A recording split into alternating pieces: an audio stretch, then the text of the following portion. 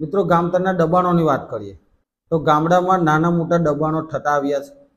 આપણને ઘણી વખત સાંભળવામાં આવતું હોય છે, પરંતુ ગામના વિકાસ માટે દબાણ હટાવવાની વાત છોડીને વ્યક્તિગત વાદ વિવાદોને લઈને દબાણ હટાવવાની કામગીરી થતી હોય છે. જ્યારે એક પક્ષકાર પંચાયતમાં નોટિસ આપીને દબાણ હટાવવાની રજૂઆત કરે છે, પરંતુ પંચાયત બીજા પક્ષકારને ફક્ત મૌખિક રજૂઆત કરીને દબાણ હટાવવાનું રજૂઆત કરે છે. મૌખિક રજૂઆત કરે અને એ પક્ષકાર સાંભળે ના તો તેને માનસિક ત્રાસ આપીને પણ એ દબાણ હટાવવાનો પ્રયત્ન કરે છે. પરંતુ પંચાયત કાયદાકીય જોગવાઈ છે તેના અનુરૂપ ચાલતી નથી, જેના લીધે ગામડાઓમાં દબાણને લઈને વાદ વિવાદ ઊભા થાય છે.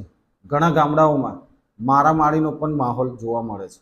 તો કાયદાકીય રીતે જોગવાઈ કઈ છે એ પણ આપણે નેક્સ્ટ વિડીયોમાં જણાવીશું. ધન્યવાદ. જય હિન્દ, જય ભારત.